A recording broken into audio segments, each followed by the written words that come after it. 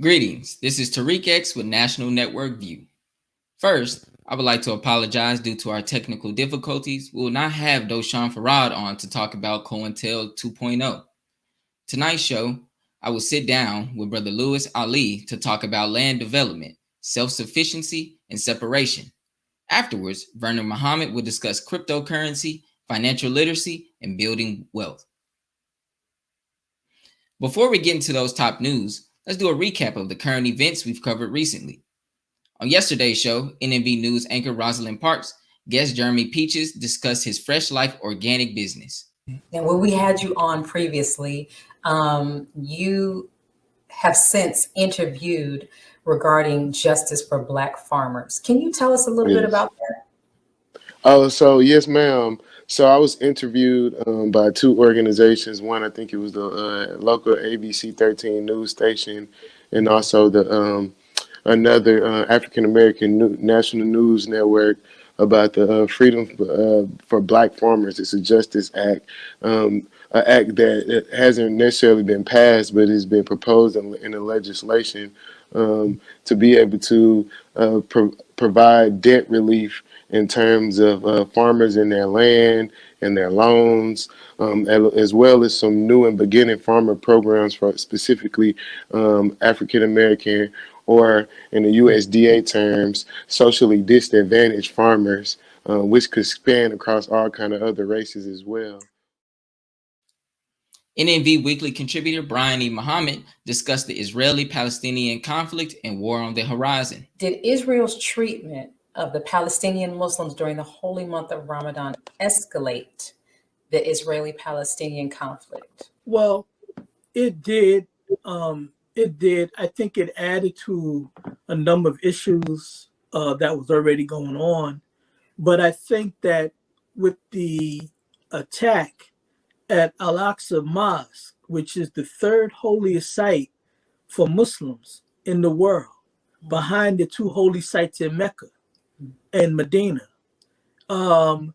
when they did that, they angered the world, especially during the month of Ramadan, because this was captured on international broadcasting. So the world saw this defilement of the third holiest place of Islam, plus it's a site that's revered by the Jews as well as by Christians. Brian E. Muhammad also discussed Israeli aggression, colonialization, and demolition of Palestinian homes. Is Israel escalating the conflict by amassing ground troops in this latest offense? Well, it is. I mean, Israel is doing what Israel has always done. The amassing of ground troops against a defenseless Palestinian people, it tells the story of the lopsidedness of Israel. I mean, they say that they're fighting the resistance group Hamas, who have been shelling rockets really in self-defense, not even in offense, but in self-defense of what Israel has been doing to the occupied population of Palestinians.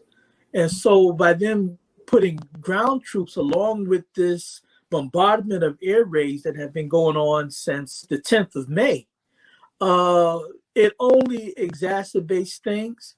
And it's only, again, a testimony of what Israel have always done. NNV Weekly contributor Dr. Akili discussed the CDC and U.S. government's continued push for COVID vaccinations and children now being approved for these experimental vaccines. What are the potential risks in children versus adults when it comes to vaccines in general? Well, a child doesn't have the same capability to withstand negativity as an adult. It's called, kind of similar to any other capacity of something larger versus something smaller, the capacity to store toxins, the capacity to deal with challenges against the system are automatically going to be improved in an adult versus a child because of the maturity of the body. And so even though we're in the midst of a pandemic, I think it's important for us to remember that at the beginning of this pandemic, there was not a lot of talk about younger people being a threat. It was thought that young people were pretty much protected because of their youthful immune systems. Tony Muhammad discussed mask mandates in schools and the negative health effects that will occur as the mask mandates are lifted. Florida's Education Commissioner, Richard Cocaron, is asking school districts to make masks and face coverings to be voluntary. From your experience, is that a wise choice? No, it is not a wise choice, dear sister. Even if these children get vaccinated, which right now we're seeing even the case with the New York Yankees, as Dr. Keeling mentioned, 9 players and staff members got vaccinated and they tested positive for COVID-19. And we see repeated cases all over the news in which even though the adults, we're talking about adults here, we're not talking about children, the adults get vaccinated and they're ending up with COVID themselves. And now when we have children coming into the classroom and now they have the choice, oh, well, if I want to, I could not wear my mask. Lord Rocca, hip-hop artist, activist, and entrepreneur, discussed his music. What challenges, if any, have you met blending your desire to make music with answering God's calling? I think the challenge is trying to find a way to deliver something righteous and also make it creative. Oftentimes you have artists who are conscious in the conscious community, but they come off what people consider corny, right? It wasn't creative enough. So the challenge is always making making the records relatable to the people and not being so preachy and so, pressed on them and their faults or what they may do that you don't like. So always finding that niche and that creativity, that's the challenge. And it worked out pretty well for me. NMV News anchor Willie Muhammad's guest Sadia Kareem and Dr. Gary Clark discussed white privilege, NFL style. So is this just as it relates to Tim Tebow? Is this just a player being given another chance by his coach, or is it another manifestation of white privilege? It's actually white privilege that he is benefiting. That's what white privilege is all about, is benefiting from their white relationships. And so when you look at Tebow, he was known for taking the knee to express his religious views. And so you have our dear brother, Kaepernick, who expressed his views as it concerns police, racial injustice. And he was ostracized and he was blackballed because of it. So there's a hypocrisy with that as well. And so now you have this player who barely, his last 2 teams that he played for, he barely got any playing time. And he was a quarterback. Now he's a tight end. And he's getting an opportunity based on his white privilege in the NFL. And although the commissioner said eventually, especially with all the racial uprising, that they got it wrong, right? But if you got it wrong, then you got to make it right. NMV guests Sadia Kareem and Dr. Gary Clark discussed Hollywood's fixation on Black trauma. Could the impact of watching more and more of these Black sufferings on the screen have a more devastating impact that outweighs the attempt to increase Black representation on the silver screen? What I mean by that is there are people who say, yeah, it's Black trauma, but at least we have now more Black representation on the silver screen. But can that be outweigh the representation? No, I had an uncle, a great uncle, should I say. He died at the age of 107, and he was beloved by the family. And there's one thing that I recognized from him, is that was the fact that he refused to look at movies that had pain, color purple, et cetera, regardless of how great they may have been. He just refused to look at it. And I understand now, and I understand why he had this refusal, because it was too much of the exaggeration of the Black experience. Sadia Kareem and Dr. Gary Clark also shared their thoughts about U.S. House of Representatives from South Carolina, James E. Clyburn's willingness to compromise on qualified immunity and policing. James Clyburn, he basically said that he's willing to compromise that qualified immunity not being a part of this legislation in order to pass the larger bill. What are your thoughts on that? So in his compromise, what you're creating is a bill that's toothless and has no bite at all. And so the qualified immunity is the most important aspect of this bill, because not only is it real police reform, but it's real police accountability. You know, this is just window dressing for the Republicans. The Republicans want us to believe that it's just a few bad apples in the police department, and that the whole police department, there's no problem or systemic racism problem that is attributed to that particular institution, which there is when you look at the inception of it. And so when you have an officer who pretty much, and unless there's some extreme case that is very difficult to prove in court, then all they do is get a slap on the wrist, and there is no individual accountability. On I Have a Testimony show, student minister Vernon Muhammad discussed his personal experiences, his role as a student minister, and how he has been influenced by the Honorable Minister Louis Farrakhan. How long have you served in the position of student minister in the city of Louisville, and how did you end up becoming appointed to that position, and were there any fears that you had to overcome when you were asked to do so? Well, I was 24 years old at the time. I'm 54 now. I didn't know what I was getting myself into. I didn't know the many trials that would be ahead of me. At the time, I was running an organization called BIRD, which stands for Brothers in the Right Direction. I was already a public speaker. I had already, spoken at some high schools, colleges, and other, things like that. I just didn't have that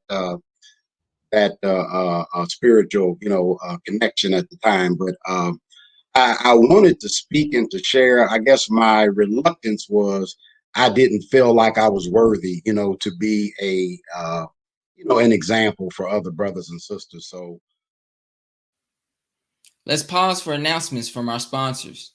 Afterwards, Brother Louis Ali will be on to talk about land ownership, development, and separation. We'll be right back. Be a part of the force that powers truth in journalism. Your support helps us to highlight solutions for a brighter tomorrow. Go to nnvnews.com/donate.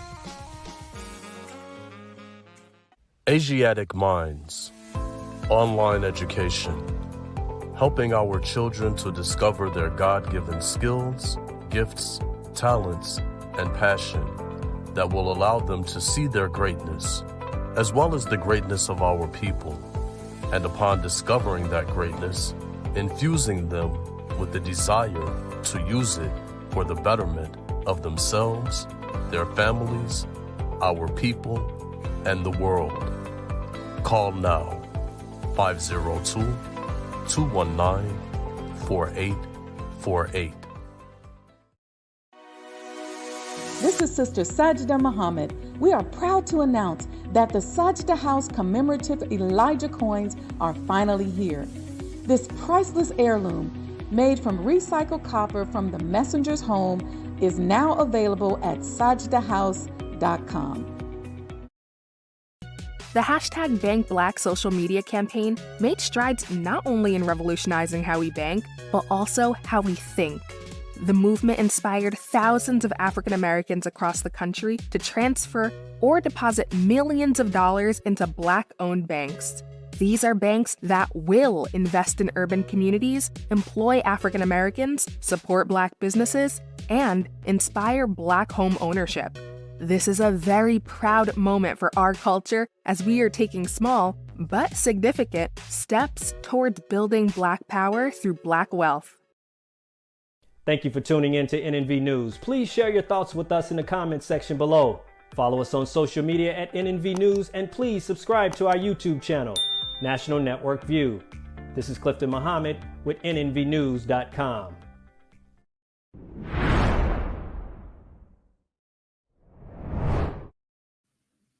Land ownership and understanding our past history of doing for self is key to rebuilding wasted cities and making historical Black businesses districts great. It was rebuilt after that to a substantial degree, peaking in the 1940s, early to mid 1940s, with well over 200 documented Black-owned and operated businesses. But then there was a second devastation. This was not a devastation affected through violence, but rather through policy. So generally, Black wealth is 1/10 of white wealth. That's sort of the general standard. And why is that?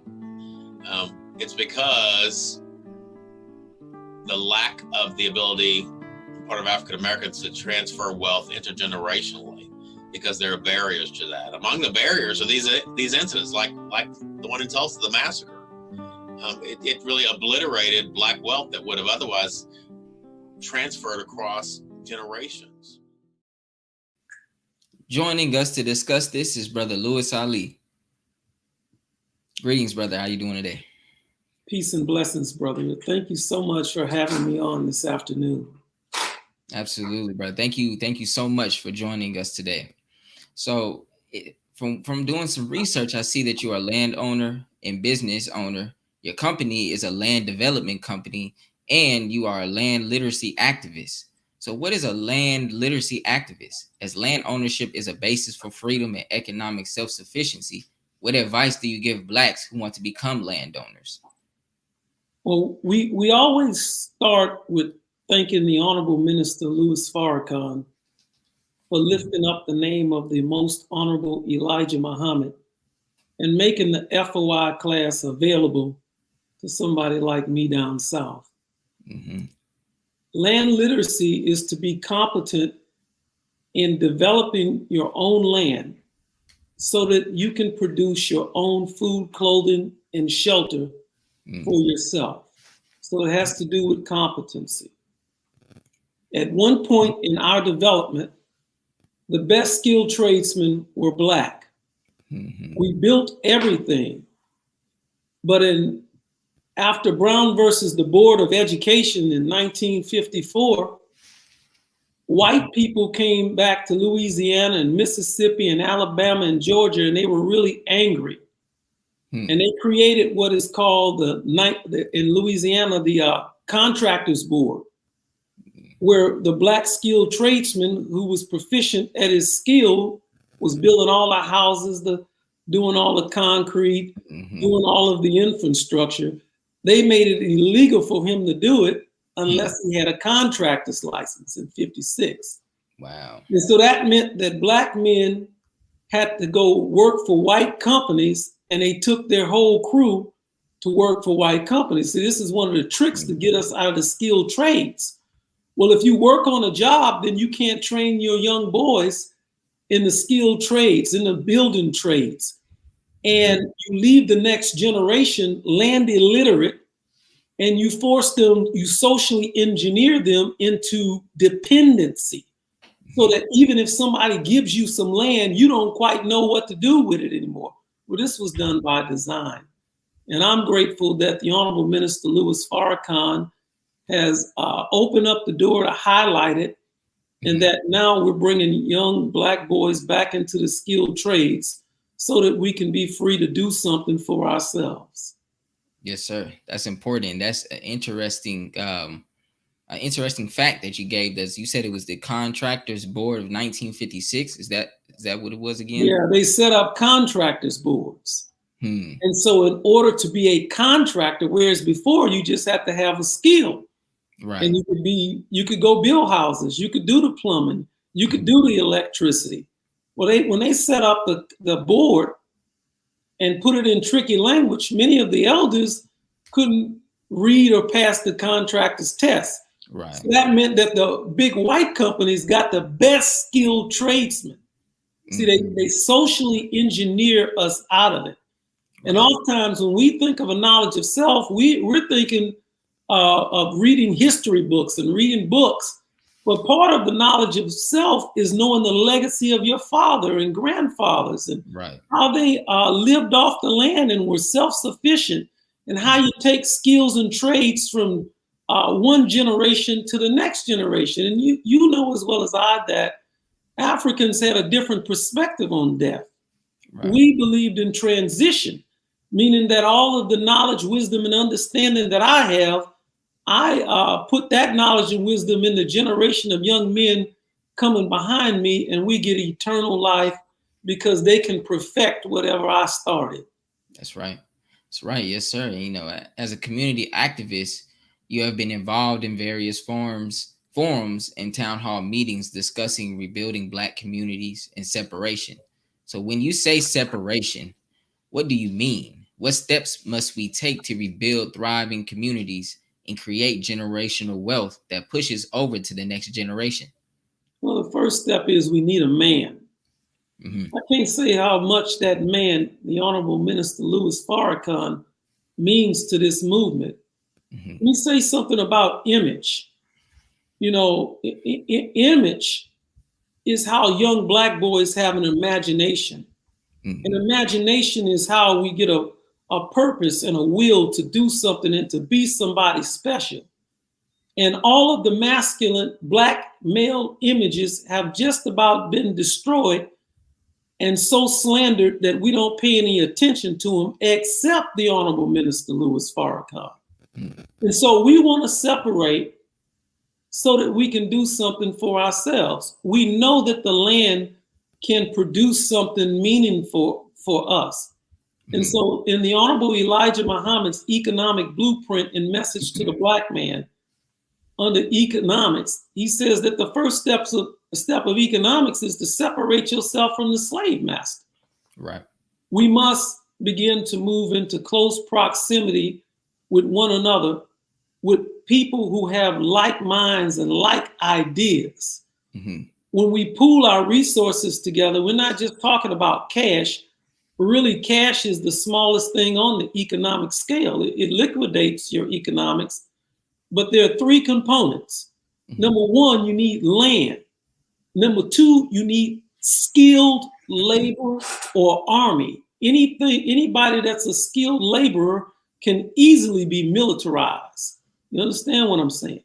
Yes, sir. So you need land, labor, and a little bit of cash. Mm-hmm. And you need an area that you concentrate on. You start out by having think tank meetings where you talk about what it is your intentions are. Mm-hmm. Then you start strategically buying things in that area. The number one thing that young Black people, and we should be focusing on, is all around these historically Black colleges. That's where we should start at, because that's where the young minds are. If you can't take over financially, you take over culturally. Let me give you an example. Mm-hmm. When the so-called Mexicans come here, oftentimes they don't have any cash. What do they have? They have the muscle of their skilled trades. Right. They live in military style, where they might go get a house and live in there 8 or 10 deep, just bunkering down in what Black people used to do the same thing when we moved from the South to the North, called hotbeds. And they have a military mind, and they go on jobs and they get business. And if you have a skill, it won't take you long to get cash. Right. And so that's how you start it out. You start, I respect the gangbangers. I don't agree with some of the things they do in the gangs, but I respect what they're doing. But just imagine if we had a gang of skilled tradesmen, absolutely, bricklayers and plumbers and people who understood electricity and welding and truck driving. See, that's our game. And then we go into an area, you can get a lot of these buildings cheap. We've been buying them down here in Louisiana. Absolutely. And we can get together and refurbish them. The minister opened it up wide for us. We'll never be poor again because Minister Farrakhan taught us to do it. That's right. You know, as we are sitting here having this conversation, it really brought the question to mind, you know, why is it necessary for us to engage in conversations about making historical Black business and cultural districts great again? You know, how important is it that we understand our past history doing for self, i.e. owning stores, hotels, newspapers, and having Black teachers who taught trades? You know, the Honorable Elijah Muhammad, he opened up message to the Black man And he said, who is that mystery God? I was talking to a brother, and he told me about Black Wall Street, but we talk about it in such a superficial manner. Right. I asked him one question. I say, who built it? The conversation got quiet. Black men built Black Wall Street, and they built it for Black women and Black children. And we didn't just build Black Wall Street in Oklahoma. There were Black Wall Street and business districts all around this country. But after Brown versus the Board of Education in 1954, by 1956, they came out with the Highway and Interstate Act and Urban Renewal, and they took the interstate and put it slap back down the middle of all the Black business districts. Well, I coined the phrase that the saying, you can't be a bee without a beehive. Right. They scattered all of the bees. They took all of the talent out of the Black community and put it in white universities. And then like blood diamonds in South Africa, they buff these Negroes up and shine them and run them down the football field or the basketball field or the intellectual field, but they're disconnected from the beehive, see? We have to create a Black business district, and it should work the same way the Kaaba works in Mecca. You can be a Muslim anywhere you want to, but you have to have Mecca to circumvent around. That's right. And the activities in the Black community have to circumvent around the Black business districts. That's See, right. if you talk about recycling the Black dollar, you can't recycle the Black dollar under integration. And the Honorable Elijah Muhammad taught us that integration was a hypocritical trick, and integration is a sin. And the wages of sin is death. But the gift of God is eternal life. And the only way we're going to have eternal life is we have to separate from God's enemy and start doing something practical for ourselves. If you will recall in the Bible, in Malachi, the 4th chapter, the 4th to the 6th verse, it said that Elijah would turn the hearts of the children back to their fathers. Well, that's what's missing. We don't know what our fathers done. We don't know what our uncles done. We don't know what they built. Men interpret love as respect. How can you be a man and we ain't built nothing? That's right. So the young people that they claim are disrespectful, in actuality, they're not disrespectful, they're practical. Until you can show your young people what we have built to advance them in the future, then we're being quite hypocritical to ask them to respect us. Well, it's something that we as older or the next generation have to do for the younger people, and they won't help us. And I don't, and I apologize for cutting you off here. And thank you for all that great information here. Just real quick, we only got about a minute left on this segment. How can we apply this law that the Honorable Minister Louis Farrakhan and the Honorable Elijah Muhammad taught us about the first law of the universe is motion? How can we apply this law to redeveloping our communities? By remembering what the original sin is. The original sin is not marrying or being with a woman. The original sin is idleness. We are commanded to be in motion. We are commanded to do something for ourselves. And if you do something for yourself, God knows you will attract something to benefit self. That's the short answer. Thank you, my brother. I really do appreciate you coming on tonight with us and sharing that wonderful information. And I hope that you have a wonderful rest of your night. Thank you. Is it okay if I give out my information? Maybe they can go to www.growdirt.net. www.growdirt.net. Thank y'all so much for having me. Thank you, brother, for joining us tonight. Peace. Peace. Let us pause for announcements from our sponsors. When we return, Vernon Muhammad will be on to discuss the latest dip in cryptocurrency. We'll be right back. Be a part of the force that powers truth in journalism. Go to nnvnews.com/donate.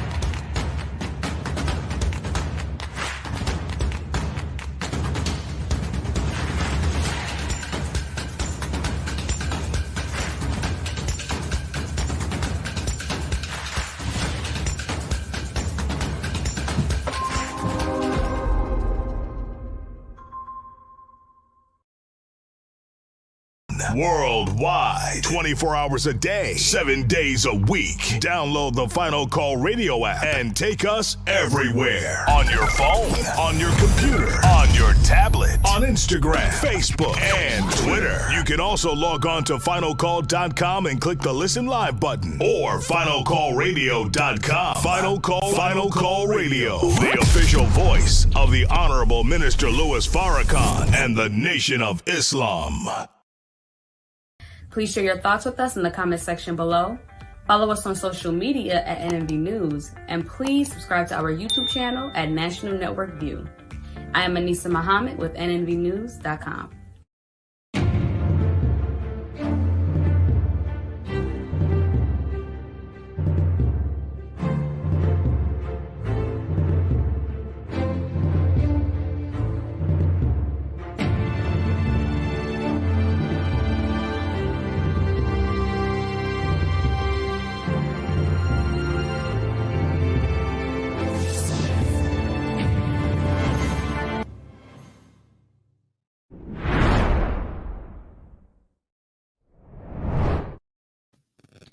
There are fluctuations in the cryptocurrency market, but it is still considered a wise choice where investors can put their funds and build wealth.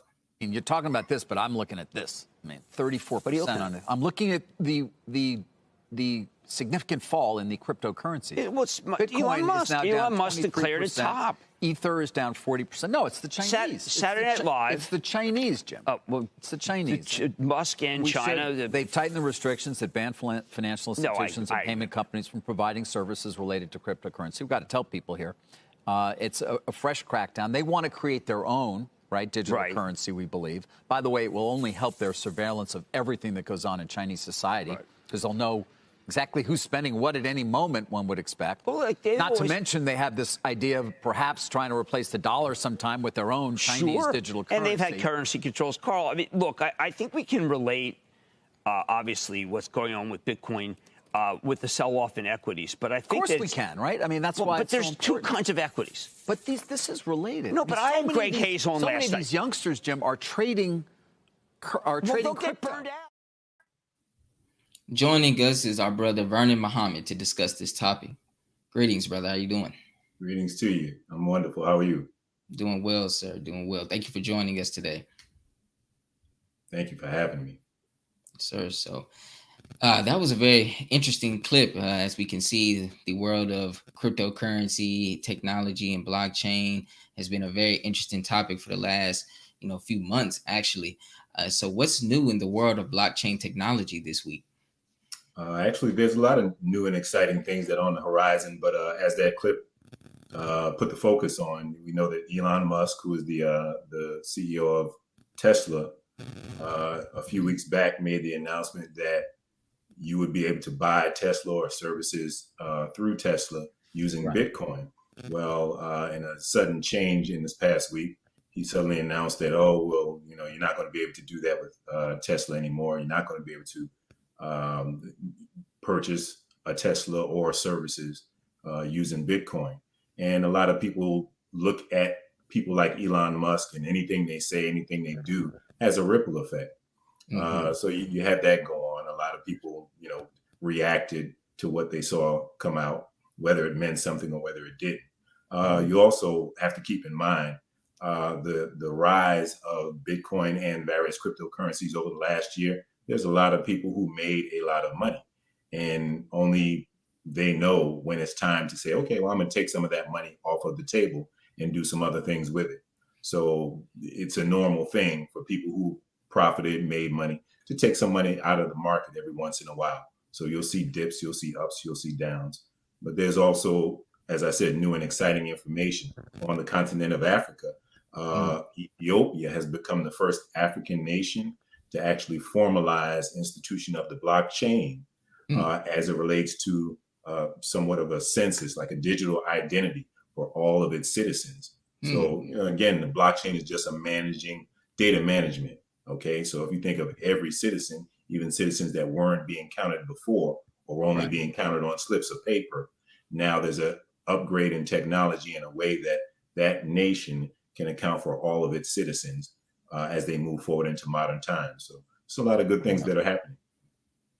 Yes, sir. Absolutely. And you touched on dips and going up and down in the marketplace. So why are the prices of cryptocurrencies dropping the way that they are? That's a hot question on everybody's lips. As a matter of fact, they're saying there's blood in the streets. That's what it means when drastic falls and everything looks red. But one valuable lesson to understand about markets, about what assets are versus liabilities are, and what money is. Money is made to move. That's one valuable lesson that we have to keep in mind. Right. So whether you're talking short term or long term, you shouldn't be alarmed by any type of movement. That's what it's made to do. Money is made to move. There's talk of currency, cryptocurrency. We know that dollars is a form of currency, but the root of that is current. Okay, it's like electricity. It has to flow. If money just sits tucked away under a mattress in an account, wherever you have it, it's not working for you. But if you look at active markets, you're going to see money moving. And when money moves, you'll see values or prices go up. You'll see values or prices go down. So in the short term, you can't be surprised when you see something drastic happen. That's what happens in the short term. Up, down, up, down, up, down. But over the long term, which is what I guess people who are really serious about financial literacy and education learn, they understand that in the long term, markets grow, markets overcome dips and temporary downturns. Okay. And so, for those who aren't really too much aware of what to do when markets go up and down and have drastic turns, because they may be new to investing in crypto or just the marketplace in general, what are some best practices for people who want to jump in and make money in crypto? Make money in crypto. You're asking these loaded questions.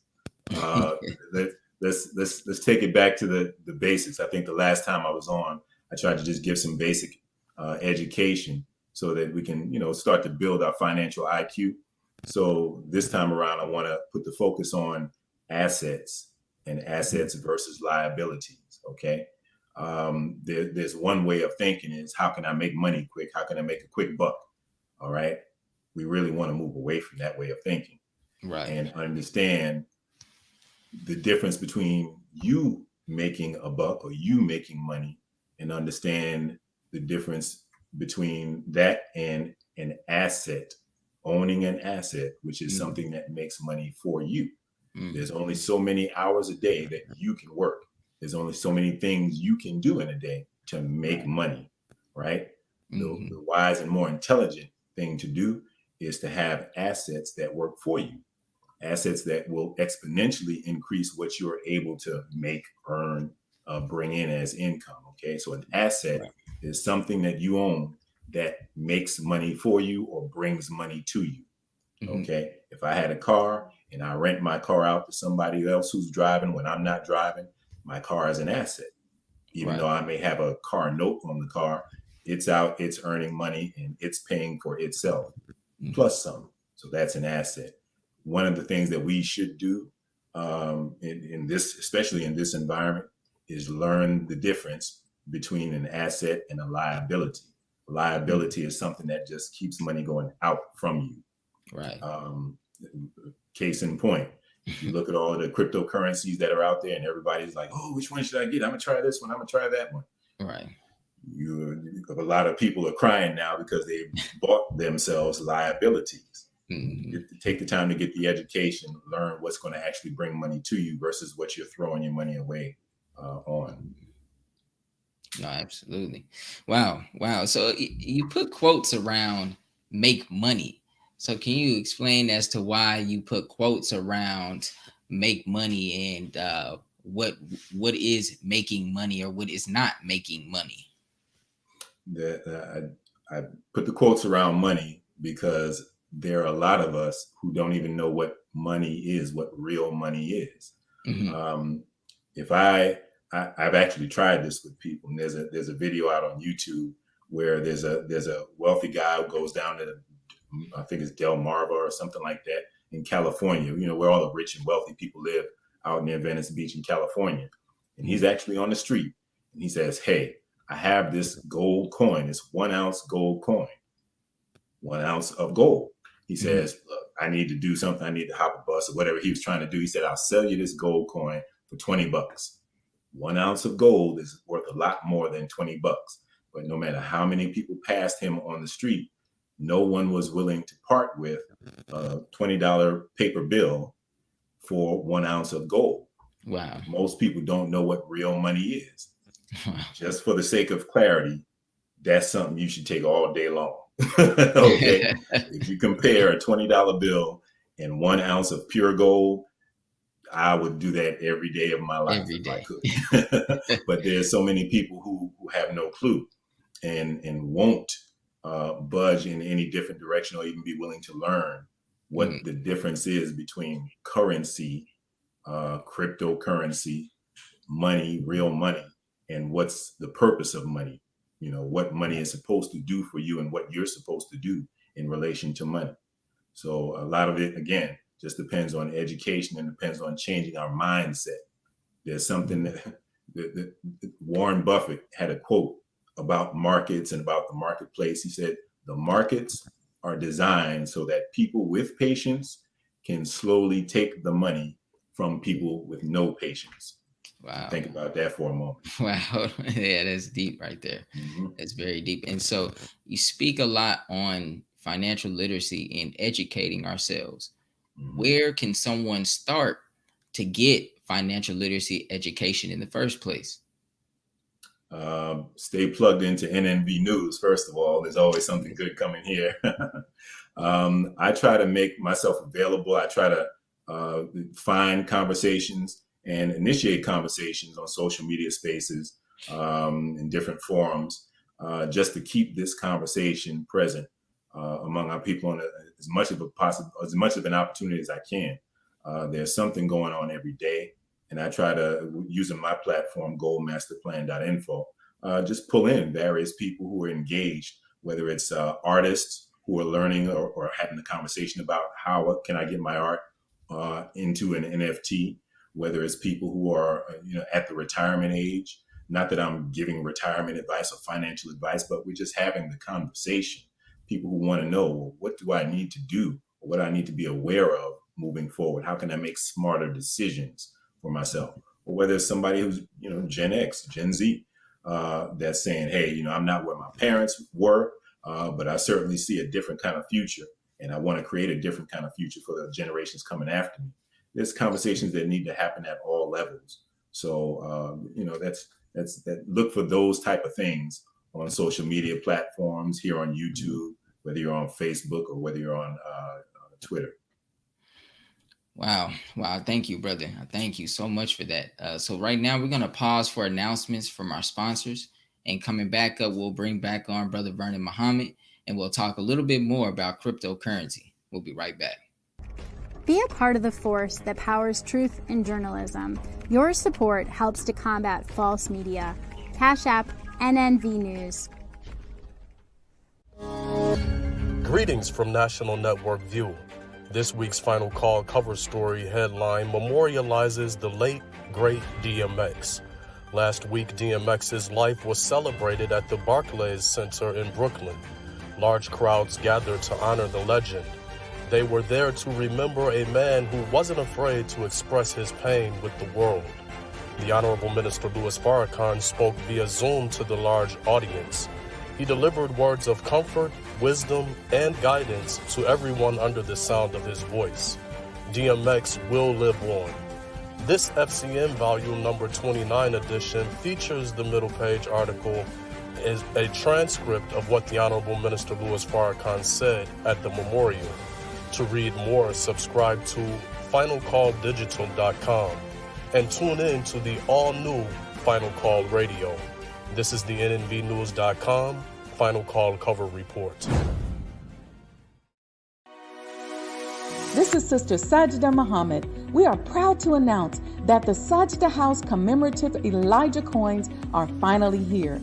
This priceless heirloom, made from recycled copper from the messenger's home, is now available at sajdahouse.com. Please make sure you leave your comments and questions in the comment section below.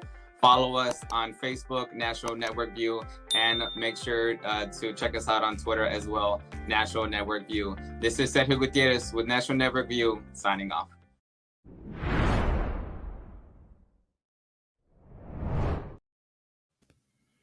Joining us once again to further this conversation about cryptocurrency is our brother Vernon Muhammad. Welcome back. Thank you. Yes, sir. So we were just leaving off on the question of educating themselves about, just financial literacy, cryptocurrency, etc. We know that you offer, a platform where you do give a lot of valuable information on cryptocurrency and financial literacy, etc. So where can people find you, whether it be on social media or whatever platform that you have, so they can continue to grow their knowledge of financial wealth? Thank you for that. My website is goldmasterplan.info, goldmasterplan.info. I have a lot of pointed and really concise points about cryptocurrency, about some of the use cases of blockchain technology, and specifically, there's a big focus on decentralized finance. Now, decentralized finance is a term that we probably, if out of all the terms, we probably want to pay close attention to that. Okay, every one of us is intricately connected to the banking industry. Every one of us has a bank account. Every one of us uses a debit card. Wherever we go, there's something that we have to do that travels through a bank. Even if we're just using Square and Cash App and Venmo and whatnot, there is a bank, and the banking industry is connected. Decentralized finance takes the power, takes the money, the profits from the banking institutions, and puts them back in the hands of the individuals, which is where it should be, where it should have been all along. If you think about your money that you put in the bank so that you can access it whenever you want to, you wouldn't think there's any limitation or anything standing in the way of you doing that. But that's exactly what happens with these banking institutions. You don't have the power. The bank has the power. Well, there's a movement that has been started recently that says be your own bank. And on my website, goldmasterplan.info, and the particular blockchain that I'm talking about there, the G999 blockchain, is specifically organized around that movement. Be your own bank and put the power of finance back into the hands of the individuals through education. Yes, sir. Yes, sir. That's very important. You touched on the G99. Is the blockchain correct, or is the G7 the blockchain? G999 blockchain, G999 blockchain. G999 blockchain. Can you give us some more information on that? Even give us an update on how that's going. Absolutely. That's a project that is really going strong. And unlike a lot of the hype you hear about just cryptocurrencies, what cryptocurrency should I be looking at? The important thing to focus on is the technology that any particular crypto coin represents. Okay. Next to decentralized finance, drill blockchain technology into your head. You want to understand and learn more about blockchain technology. I just highlighted how Ethiopia is implementing blockchain technology. I didn't say anything about a particular coin. I just talked about the use of that technology. As technology grows and becomes more useful, you can do more things with it. Whatever represents the coin that represents that technology is what becomes a store of value. So the G999 project is got its focus on telecommunications. Every one of us has a cell phone. Every one of us right now, we're using telecommunications. We're interacting and communicating through the internet. Well, there's going to be a reality where secured and private and uninterruptible communication happens through the blockchain.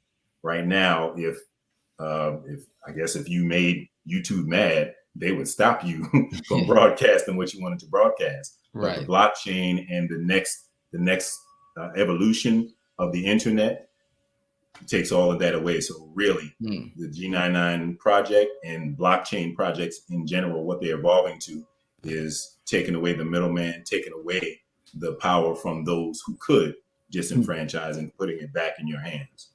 Okay. And so speaking on blockchain technology, I remember recently hearing about the reason why Elon Musk decided to take to stop utilizing Bitcoin because of the amount of energy that it used to actually mine a Bitcoin or track the transaction of a Bitcoin. So can you explain, if you have any knowledge on the energy usage, how much energy does it really take to mine a certain cryptocurrency or to locate it on a blockchain or verify the transaction behind it? Got you. I don't want to take anybody back to a traumatic moment, but every one of us has at one time or another heard our parents say, "Turn them lights off in that room." Imagine your computer, whatever your computer or your laptop is plugged in, and then imagine what's called a supercomputer, also known as a mining rig, a supercomputer. Multiple CPUs running multiple hard drives, phenomenal amounts of memory, all of that sucking power, just so it can process information, process incredibly complex equations. And if it comes up with the right answer to this complex equation, it makes a Bitcoin, a valid Bitcoin it makes a valid block on the blockchain, I should say. And the reward for that computer actually making a block on the blockchain is it gets rewarded a Bitcoin. That's how Bitcoins are made. Computers that suck up a lot of power and energy, work to produce a certain outcome, are rewarded by receiving a Bitcoin, a digital asset.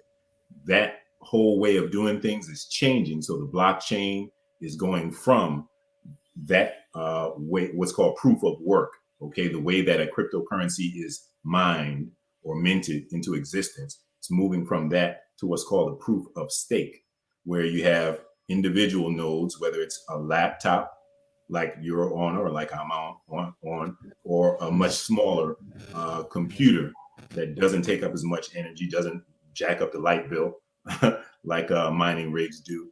And that's a much more efficient use of energy in terms of how these coins can be created. Wow, that was, man, because I was really wondering how, I really appreciate that, because I was wondering how, a computer would use a lot of energy just to mine or to verify the transaction on a Bitcoin. So I do appreciate you breaking that down for us, and just let the audience know one more time where they can find you and where they can find your website or wherever you store your information on cryptocurrency and financial wealth. Absolutely. There's this for the next 2 weeks, as a matter of fact. There's a blitz of information and people in my network that are just pumping information and education out along the airwaves. But you can find that, you can find the schedule for that by going to my website, goldmasterplan.info, and we can plug you right into where all the good stuff is at. Yes, sir. All right, my brother. I appreciate you again for joining us today and giving us that valuable information, brother. Thank you. You have a great night. Thank you. You too. Thank you for joining us today and tuning into National Network View News. Please share your thoughts with us in the comment section below. Follow us on social media at NNV News, and please subscribe to our YouTube channel, NNV News. This is Tariq X with National Network View News. I wish you all peace, blessings, and well-being. Good night. Be a part of the force that powers truth in journalism. Go to nnvnews.com/donate.